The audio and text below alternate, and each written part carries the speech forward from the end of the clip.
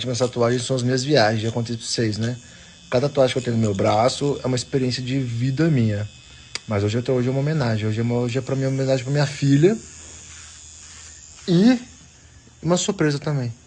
Não vou publicar agora, vou publicar só depois que a pessoa dá a surpresa. Ixi.